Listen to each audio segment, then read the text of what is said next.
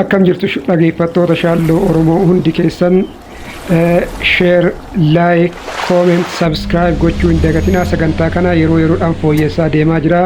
Share, like, comment, subscribe gochuun keessan immoo kana caalaa jabeessee akka hojjedhuu fi sagantaa biraallee akka dabaluu na taasisa waan ta'eef share, like, comment, subscribe gochuu hin dagatinaa isiniin jedha.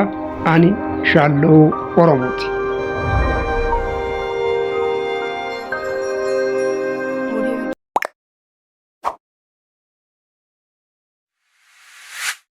Akkam jirtu dhaggeeffattoota keenya deebinee dhufnee jirra. Oduuf odeeffannoo jidduu kana isiniin hin geenne akkuma beekamu ayyaana irra turre sababa ayyaanatiif jechuudha. Akkasumas hojiin adda addaa walirraa waan dhufeedha fi oduuf odeeffannoo adda addaa jechuudha kan isin biraan gahaa turre isin bira gahaa hin turre. Ammoo oduuf odeeffannoo qabannee jirra. Har'a kan irraa dubbannu waa'ee ajjeechaa jumlaa finxaaleeyyiin Amaaraa Oromiyaa keessatti jechuudha godina Shawaa Lixaa keessatti geggeessitee fi akkasumas immoo gabaasa UN'n waa'ee gaaga'ama mirga dhala namaatiin wal qabatee Itoophiyaa irratti dhiyeesse fi gabaasni sun jechuudha gabaasa xiqqoo dhaabbata sammadaalu natti hin fakkaanne akka ilaalu ispeeshaalii naannoo tokko qofa irratti waan xiyyeeffate natti fakkaate. Kanaafuu isa irratti illee waan xiinxallee fi waan keessatti arge irraa kan dubbadhuun ta'a. Kanaaf haga dhumaatti akka na hordoftanii abdiin qabaa hubannoo adda addaa fi odeeffannoo qulqulluu argachuudhaaf jechuudha. Kanarraa waan tokko nan dubbadhaa haga dhumaatti na hordofaa isiniin jedha jechuudha.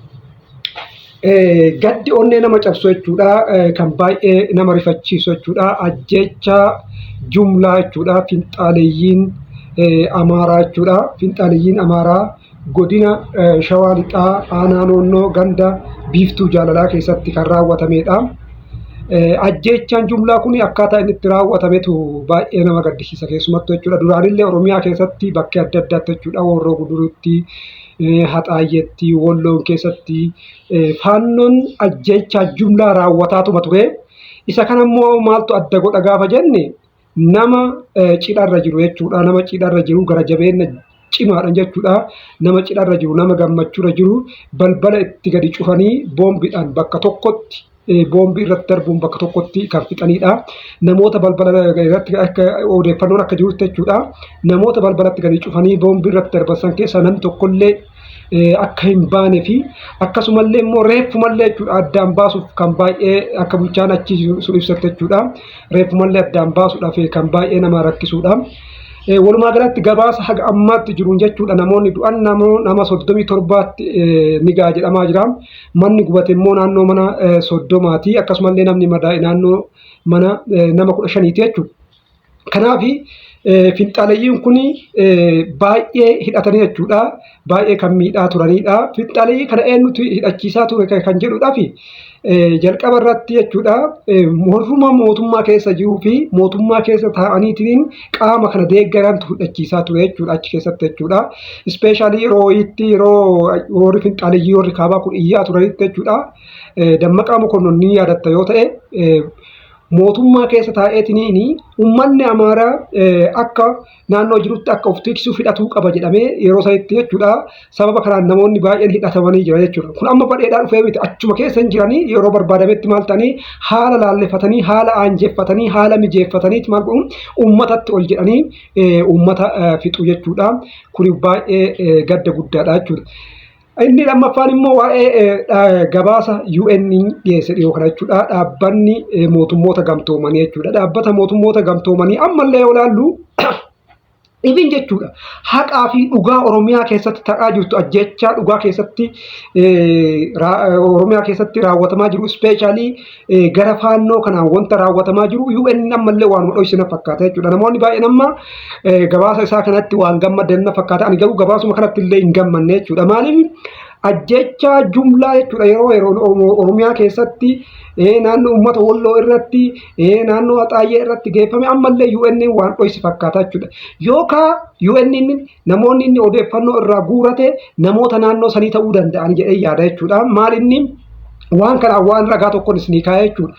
Insidentii meeqa ta'inaa jedha 8,253 ta'e jedha. Sana keessa namoonni du'an immoo nama 1,351 jedha. Kana keessaa jedha laala. Kana keessaa naannoo Amaaraa keessatti kan du'e 740 jedha. 740. Oromiyaa keessatti kan du'e jedha 366 jedha. Ragaa bara 2023 dura beeka. Kana jechuun bara eeggaddaa haga waxabajjiitti haga amajjiitti kan jiru jechuudha. Mee amma dhuguma yoo dubbanne jechuudha.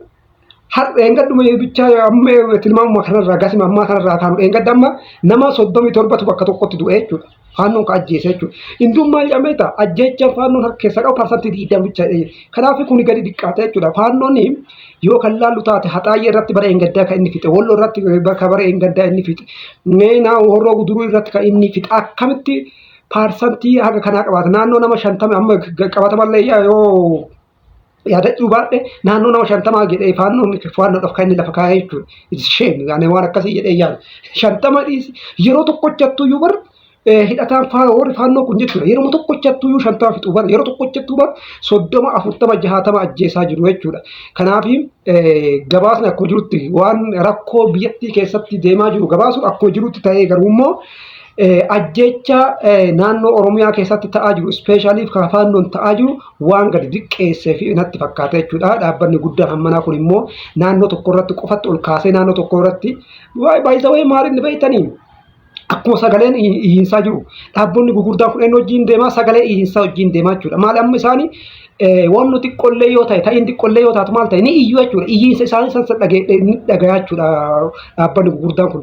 Amma Oromiyaa keessatti amma namni waan xiqqoo yoo taate inuu hin kaasu waan akkasii waan xiqqoolee waan gurguddaa namni 30 namni 60 namni 70 bakka tokkotti raashaname sanuyyuu irraa xiqqeessee gabaasa malee naannoo Oromiyaa naannoo Oromoo jechuudha irraa xiqqeessee gabaasa malee wanni baay'ee itti dabalu hin jiru jechuudha. Isaan bar nam tokkochi yoo du'e nama dhibbatu du'ee jiru. Amma Oromiyaa keessatti xiqqoo namni walitti bu'ee jechuudha naannoo namni Amaaraa tokko yookaan immoo sabni sabaan Amaaraa tokkochi yoo du'e meeqa jedhanii nama dhibbatu du'ee nama 20tu du'ee nama 30tu du'e jedhee gabaabatu ammallee yoo inni gabaasuma akkanaa kana waan fudhate na fakkaata. Maraafuu wanni gaariin namni akka miidhamu namni kamuyyuu hin barbaadu jechuudha. Ta'in ilmi namaa yoo miidhame gabaasuun beeksisuun waanuma gaariidha jechuudha. Garuu wanni gabaafamu suni paarshaalitii qabaachuu hin qabu. Naannoof naannoo gidduutti sabaaf saba gidduutti paarshaalitii qabaachuu hin qabu waan jedhuun qaba. Kanaaf kana fakkaata gabaasni bal'aan immoo miidiyaawwan adda addaa gabaasanii jiranii ani xiinxalluma natti mul'ate. Maaliif yeroo Oromoo hundaa sagaleen Oromoo kun gadi diqqaata? Ajjeechaan Oromoo irratti ta'u kun maaliif gadi diqqaata?